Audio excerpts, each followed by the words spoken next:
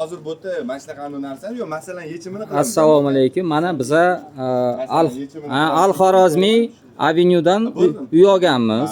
Hop, investormiz biza. Shartnoma bo'yicha 2023-yil topshirilishi kerak bo'lgan edi. Quruvchi bilan bir necha bor uchrashyapmiz. Hech uyni topshirish bo'yicha masala oldinga siljimayotibdi. Har safar uchrashganimizga bahonalar bo'lyapti. 5 ta, 10 ta ishchi bilan ish umuman to'xtaganmi yo'q, ozgina ishchi bilan ishni davom ozgina ishchi bilan odamlarni aldab kelyapti. Ish ketyapti deb aldab kelyapti. Ish to'xtab qolgan deyarli. Bu turishga 2 yilga ham bitmaydi. 5 ta odam bilan qachon topshiradi uyda? Tushunyapsizmi? Mana sizni oldingizga keldik. Siz o'sha yerda Chilonzor tumanining mas'ul xodimisiz. O'zingizni tanishtirsangiz ayting. Sherzod. Aha, nima bo'lib ishlaysiz? Qurilish bo'limi boshlig'i. Qurilish bo'limi boshlig'imisiz? Ha, biz o'yladik hokim o'rinbosari. Xo'p, mana biza keldik.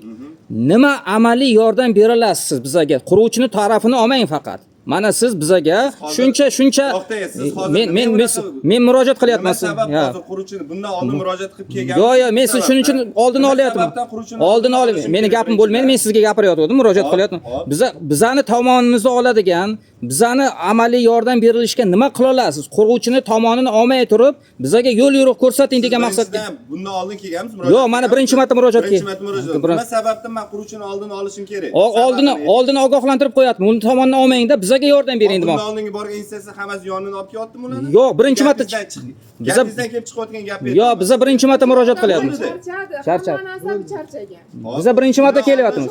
O'zi aslida qurilish nazorat qilish inspeksiya bor, arxitektura bor. Ularda murojaat qilganmisizlar yo'q? Hozir birinchi marta kelyapti. Endi boshladik. Hozir sizdan boshlayapti. Nima bahonalar bor? Shu paytgacha quruvchi bilan gaplashganingizda nima sabab aytib kelyapti? Yo bunaqa bo'lyapti, yo puli yo'q quruvchini. Puli yo'q, quruvchini puli yo'q. Aksariyat bu yerda hamma shu shartnomaga asosan 100% pul. 100% to'lagan pulini. 100% to'lagan pulini. Nima vaj qilyapti endi ish suz ketishiga quruvchi? Tushunarsiz vaji. Topshiraman deydi. Shartnomaga asosan qachon bitirish kerak? 23-yil. 23-choragida. Xo'p, asosiy vaji определенный vaqt oladi. 1 oy beringlar, 2 oy beringlar, hal qilamiz deydi. Bo'ldi. Undan ko'proq vaqt o'tadi. Yana boramiz, yana xuddi shunaqa. Nechta blok tushish kerak edi dom? 3 ta blok. 3 ta blok qurilgan, to'g'rimi? Yo'q, ana ikkitasi qisman qurilgan, bittasi hali qurilgan. Mayli tushida ishlar. Fasad qismi ham yakunlangan adashmasam. Oxirgi fasad qismi qoldi. Ko'chani yuziga qaraganida fasad qismi. Hali ishi ham berilmagan.